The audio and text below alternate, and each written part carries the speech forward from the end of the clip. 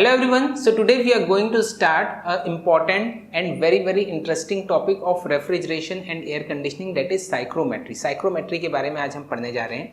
Refrigeration and air conditioning जब हम use करते हैं, these two are different terms. Refrigeration is a different term, air conditioning is entirely different thing. Now air conditioning का मतलब basically होता क्या है? Air conditioning means to condition the air. Refrigeration का मतलब हमने क्या देखा? Refrigeration means just to control the temperature, किसी हमारे एनवायरनमेंट को या हमारी सराउंडिंग को एटमॉस्फेरिक टेम्परेचर से कम टेम्परेचर में रखना, कम टेम्परेचर में मेंटेन करके रखना, that is nothing but refrigeration. हम घरों में रेफ्रिजरेटर यूज करते हैं और उसका बेसिकली फंक्शन भी यही रहता है कि बाहर के टेम्परेचर से कम टेम्परेचर मेंटेन करके रखना, दैट इज रेफ्रिजरेशन। ये होता है refrigeration. Now when I am talking of conditioning of air, जब मैं एयर कंडीशनिंग की बात कर रहा हूँ तो एयर कंडीशनिंग में रेफ्रिजरेशन सिर्फ एक छोटा सा उसका पार्ट है। Air conditioning actually deals with the comfort level. आप जब किसी एयर कंडीशनर में बैठे हैं, दैट मीन्स आपको कंफर्टेबल फील होना चाहिए, तो आपके कंफर्ट से डील करता है एयर कंडीशनिंग। ओके, नाउ अब कंफर्टेबल रहने के लिए क्या क्या चीज़ें जरूरी है? तो सबसे पहली जो चीज़ है, सबसे पहला पार्ट एयर कंडीशनिंग का है, that is to control the temperature. ये सबसे जरूरी चीज़ है। एयर कंडीशनिंग में सबसे जरूरी पार्ट है to control the temperature. Now why is it very essential to control the temperature? अगर टेम्परेचर बहुत ज़्यादा होगा, let's suppose 35 degree 40 degree temperature है हमारे सराउंडिंग का, obviously will not feel comfortable. On the other hand अगर temperature बहुत कम होगा, लेट्स सपोज 5 डिग्री 10 डिग्री हमारे रूम का टेम्परेचर है, तब भी हम कंफर्टेबल फील नहीं करेंगे। ओके, और एयर कंडीशनिंग का मतलब ही होता है कि सराउंडिंग को कंफर्टेबल क्रिएट करके देना। ओके, तो सबसे पहला पार्ट उसका है टेम्परेचर कंट्रोल करना। सो जो हम बोल रहे थे, refrigeration is just a part of air conditioning. Refrigeration जो है वो एयर कंडीशनिंग का एक छोटा सा पार्ट बस है टेम्परेचर को कंट्रोल करने के लिए। Now second very important function of air conditioning is to control the moisture. दूसरा जो फंक्शन है वो है मॉइस्चर को कंट्रोल करना। ये भी बहुत इंपॉर्टेंट पार्ट है। इस चीज़ पे अभी हम बहुत डिटेल में आएंगे। इनफैक्ट ये पूरी यूनिट इसी पे बेस्ड है कि किस तरह से हम मॉइस्चर को कंट्रोल करते हैं। और तीसरा जो बहुत जरूरी पार्ट है रेफ्रिजरेशन का is to control the quality और purity of air, to maintain the purity of air. That means air में sufficient level of oxygen maintain रहना चाहिए। अगर कई सारे लोग रूम में बैठे हुए हैं तो आप कई बार महसूस किए होंगे कि सफोकेशन होने लगता है। वो इसलिए होता है कि रूम में कार्बन डाइऑक्साइड की मात्रा अधिक हो जाती है एज कम्पेयर टू ऑक्सीजन। तो एयर कंडीशनर का काम होता है कि कंटिन्यूसली उसमें ऑक्सीजन सप्लाई करना, कार्बन डाइऑक्साइड बाहर निकालना, ताकि रूम जो है वो प्योरिटी ऑफ एयर उस रूम की बने रह सके, फ्रेश हम महसूस कर सके। Okay, so these are all the functions of air conditioner. सबसे पहला to control the temperature, second to control the moisture, and third thing is to maintain the quality और purity of air.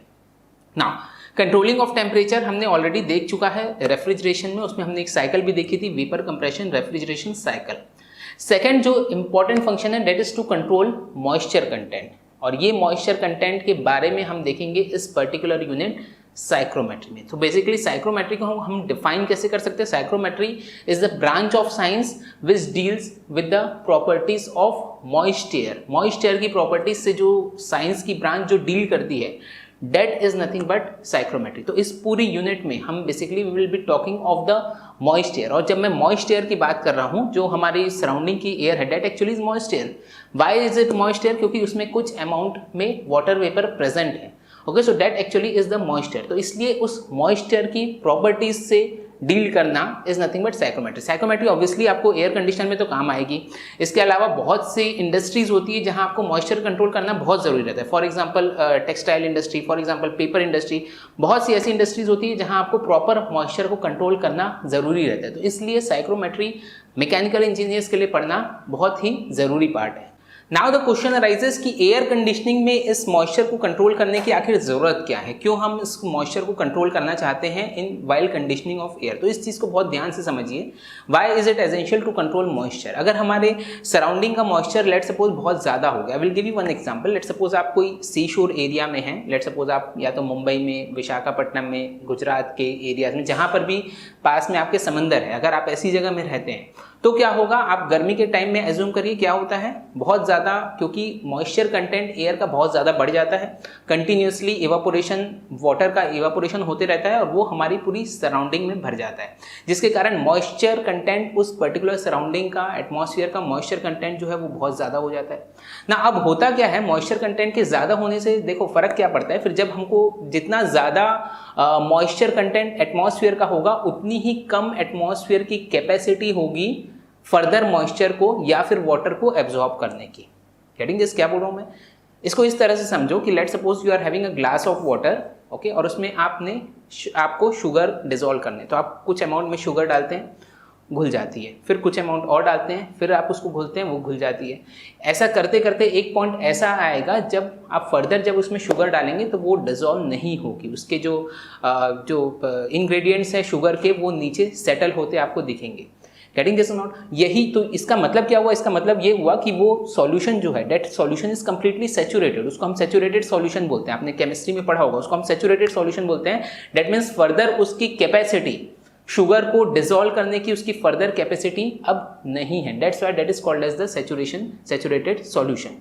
Getting this? तो इस same तरीके से आप इसको इस तरह से समझ सकते हैं कि अगर उस पर्टिकुलर सॉल्यूशन में शुगर जितना कम है, ध्यान से समझना, शुगर जितना कम है उसके शुगर को डिसॉल्व करने की कैपेसिटी आप बोल सकते हैं उतनी ही ज़्यादा है। सेम चीज़ अगर हमारे एटमॉस्फेयर में मॉइस्चर कंटेंट जितना कम होगा, मॉइस्चर कंटेंट जितना कम होगा, उस मॉइस्चर कंटेंट को एब्जॉर्ब करने की कैपेसिटी या फिर वाटर को एब्जॉर्ब करने की capacity in the form of vapour, वो कैपेसिटी उतनी ही उसकी ज़्यादा होगी। जितना कम मॉइस्चर कंटेंट एट सराउंडिंग में होगा, एटमॉस्फेयर में होगा, उतनी ज़्यादा कैपेसिटी होगी उस मॉइस्चर कंटेंट को या फिर वाटर को एब्जॉर्ब करने की।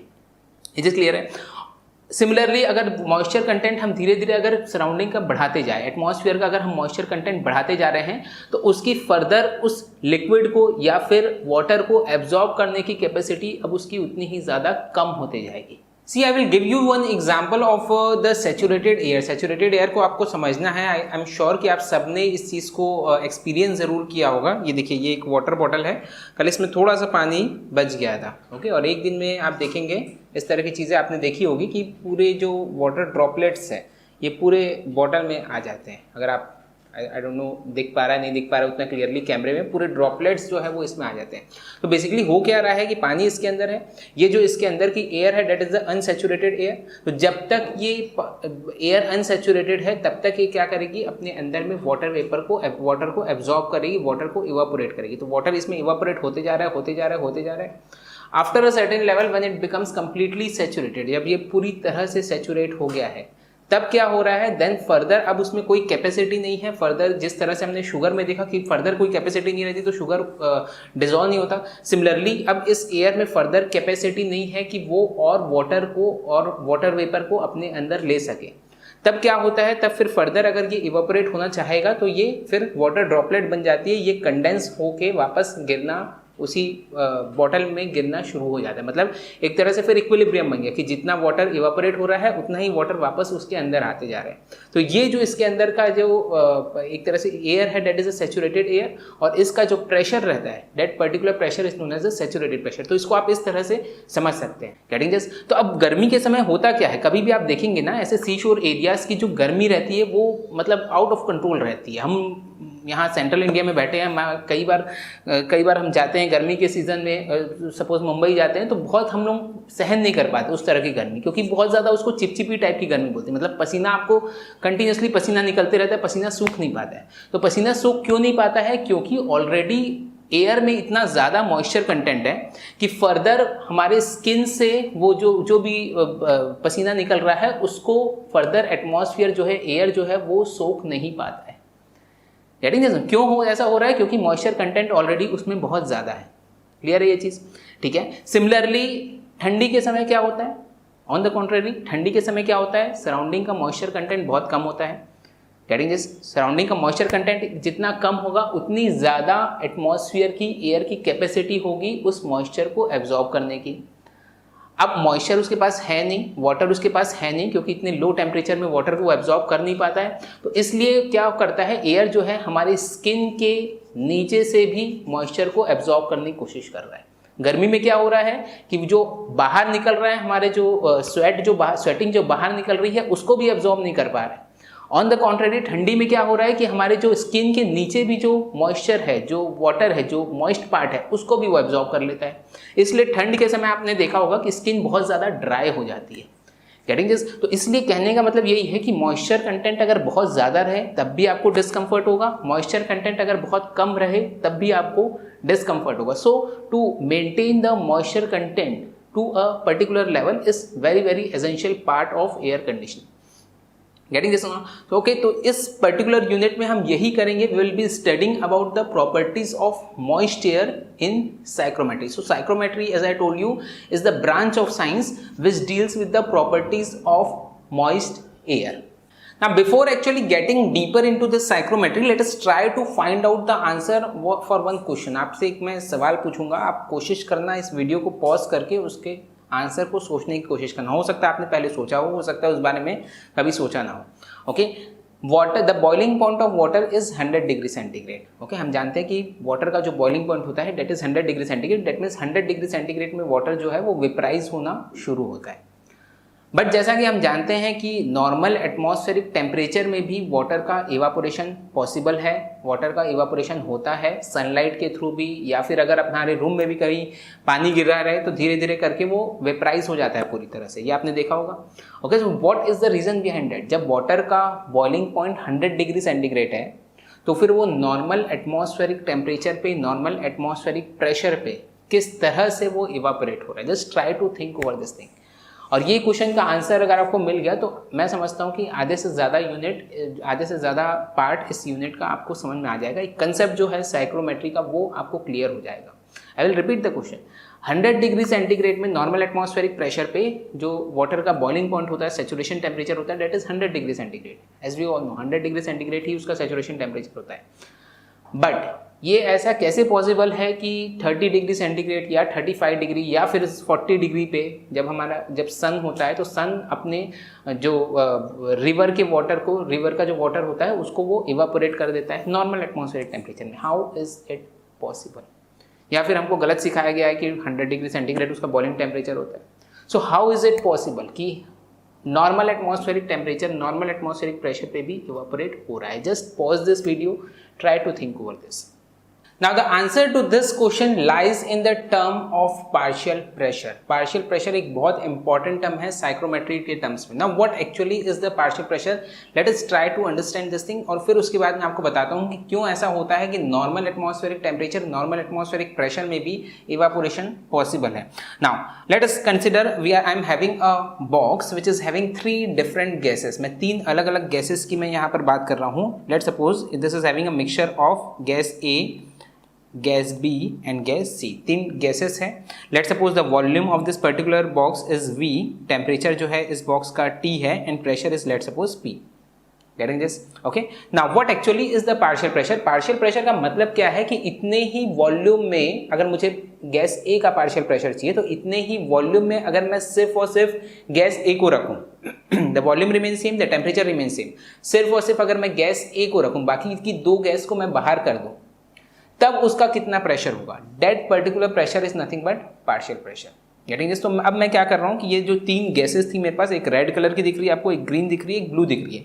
मैंने क्या किया, उन 3 गैसेस को 3 अलग अलग बॉक्सेस में उसको स्टोर किया सच दैट कि वॉल्यूम जो है, तीनों बॉक्सेस का वॉल्यूम ओरिजिनल बॉक्स के सेम है, टेम्परेचर तीनों बॉक्सेस का जो ओरिजिनल बॉक्स है हमारा उसके सेम है, जिसमें मिक्सचर ऑफ गैसेस है. दैट मीन्स द वॉल्यूम इन तीनों बॉक्सेस का V है, सेम वॉल्यूम है, this is having same volume, the temperature is also same. But मैंने क्या किया कि मैंने एक बॉक्स में सिर्फ A को रखा, सेकेंड बॉक्स में सिर्फ B को रखा और थर्ड बॉक्स में सिर्फ C को रखा.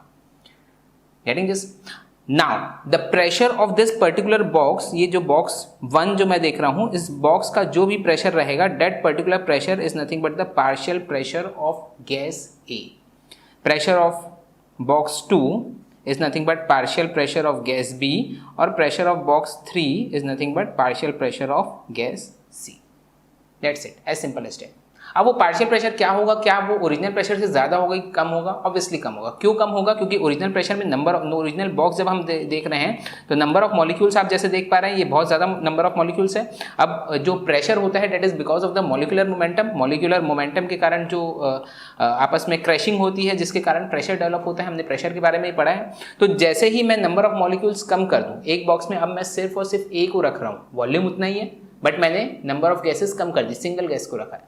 दूसरे में सिर्फ B को रखा है, तीसरे में सिर्फ C को रखा है. तो ऑब्वियसली जो पार्शियल प्रेशर रहेंगे A B C के वो कम रहेंगे as compare to the total pressure. यहाँ तक चीज़ें क्लियर होगी। I will tell you again, partial pressure का मतलब क्या है कि अगर मैं सिर्फ एक सिंगल गैस को सेम वॉल्यूम पे सेम टेम्परेचर पे, if I consider only a single gas, सिर्फ एक गैस को कंसिडर कर रहा हूँ, तब उस गैस का जो प्रेशर होगा, that particular pressure is nothing but the partial pressure. Single gas को जब मैं रख रहा हूँ, ऑब्वियसली ये चीज़ पॉसिबल है नहीं, और हमको पॉसिबल करके भी हम क्या कर लेंगे, ये समझने वाली चीज़ है बस। ऐसा नहीं मैं क्या करूँगा, कोई एक गैस को सेपरेट कर करके भी मैं क्या करूँगा, बट ये समझने वाली चीज़ है कि अगर मैं उसको एक्सप्लेन करने का तरीका है कि अगर मैं सिर्फ उसी गैस को देखूँ, और क्यों ऐसा कर रहे हैं ये भी अभी समझ में आएगा आपको। सिर्फ मैं उसी गैस को देखूँ, सेम वॉल्यूम पे सेम टेम्परेचर पे, अगर मैं सेम गैस देख रहा हूँ, एक ही गैस देख रहा हूँ, तो उसका जो प्रेशर है that is nothing but partial pressure of that particular gas. यहाँ तक चीज़ें क्लियर है।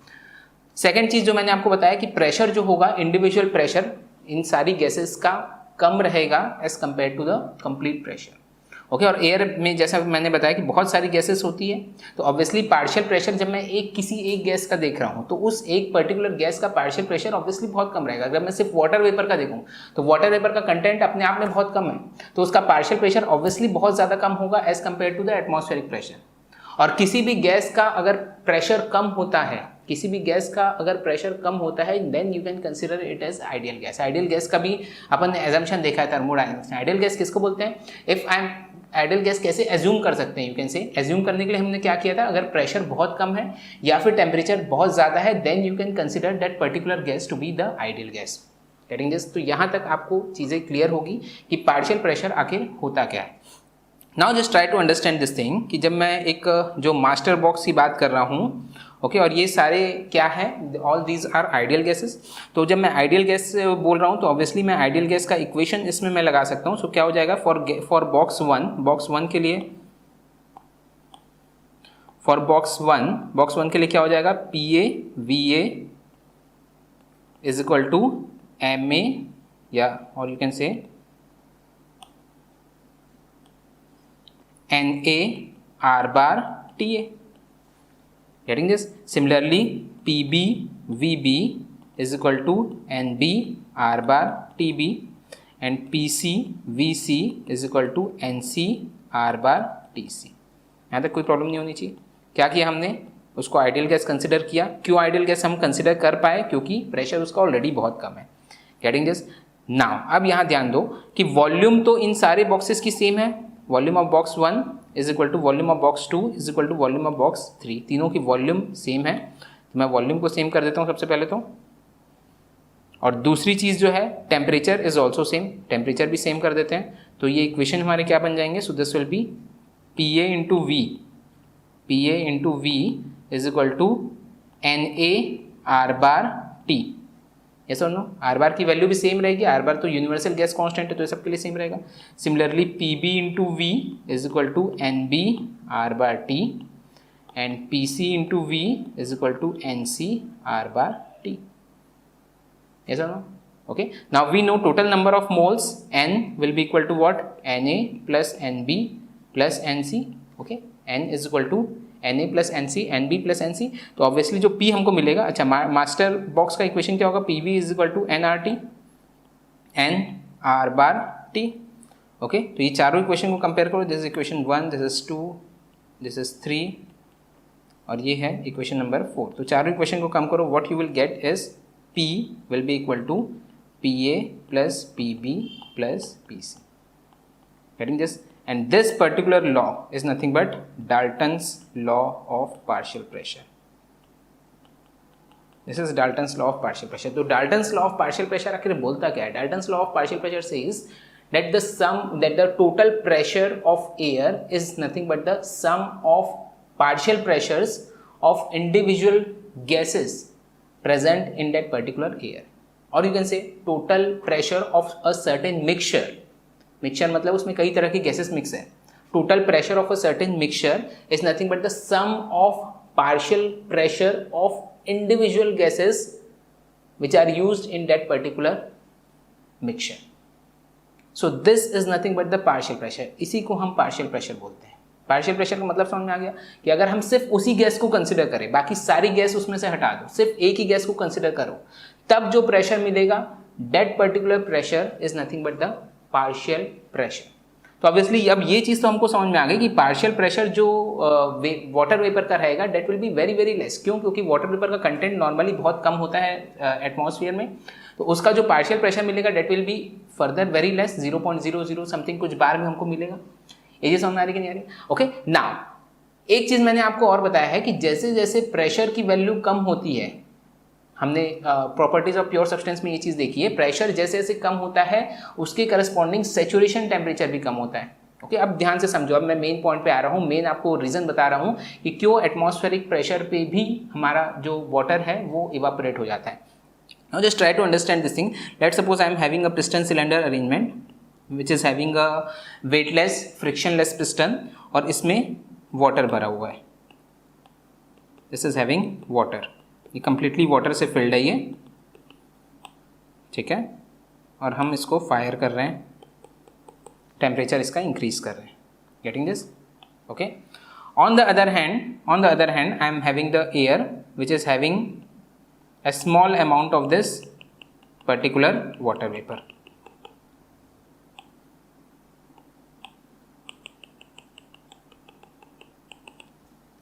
Getting this now? Okay, अब इन दोनों में डिफरेंस समझने की कोशिश करो कि यहाँ पर जो हमको प्रेशर मिलेगा, ध्यान से समझो इस चीज़ को, यहाँ पर हमको जो प्रेशर मिलेगा, इसका जो प्रेशर है this is nothing but the atmospheric pressure, P atmosphere, और यहाँ से जो प्रेशर वाटर लगा रहा है, ये वाटर का भी प्रेशर कितना है, पी एटमॉस्फेयर। तो एटमॉस्फेरिक प्रेशर पे सैचुरेशन टेम्परेचर जो वाटर का होता है वो हमको पता है, डेट इज़ 100 डिग्री सेंटीग्रेड। तो इसलिए ये जो वाटर बॉयल होगा that is at 100 degree centigrade.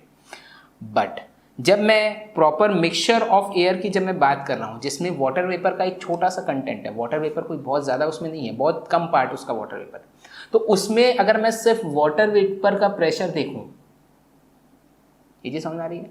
इसमें तो पूरा, क्योंकि वाटर वेपर था, पूरा वाटर था, तो उसका प्रेशर एटमॉस्फेरिक प्रेशर के इक्वल है। बट यहाँ पर क्या वाटर वेपर का प्रेशर एटमॉस्फेरिक प्रेशर के इक्वल है क्या? नहीं, उसका प्रेशर होगा उसका पार्शियल प्रेशर, जो कि इनफैक्ट बहुत ज़्यादा कम है as compare to atmospheric pressure. यही समझ आ रही कि नहीं आ रही?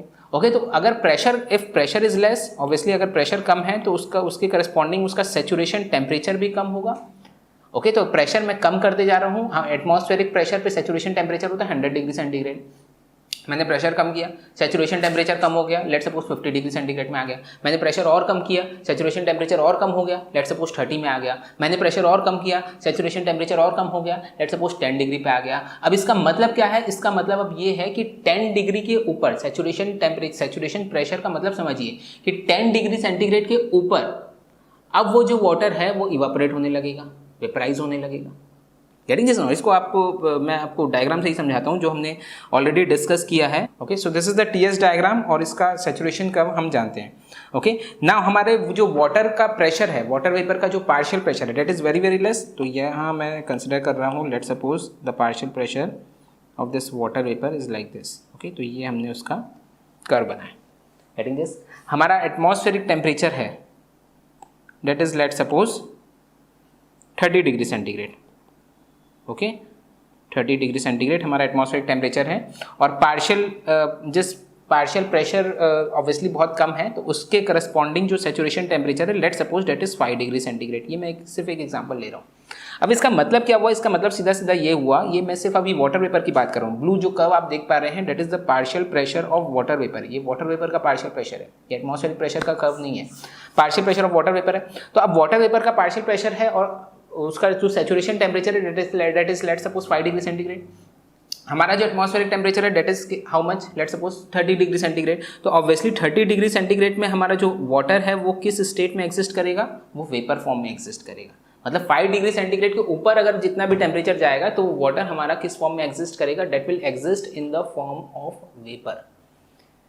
यही समझ आ रही कि नहीं आ रही है? Getting this now? ओके, तो इसलिए जो हमारा वाटर वेपर है वो नॉर्मल एटमॉस्फेरिक प्रेशर पे भी जो वाटर जो है that evaporates, normal atmospheric temperature पे भी water evaporates. Why it evaporates? क्योंकि उसका जो पार्शियल प्रेशर अगर मैं देखूं वाटर वेपर का पार्शियल प्रेशर तो बहुत कम है, तो उस पर्टिकुलर प्रेशर पे सैचुरेशन टेम्परेचर ऑब्वियसली बहुत कम होगा। तो अगर उस सैचुरेशन टेम्परेचर से ऊपर भी अगर हमारा टेम्परेचर जा रहा है, डेट मीन्स कि हमारा वाटर जो है वो वेपराइज होना, इवापोरेट होना शुरू होगा। सो this is the basic reason behind this.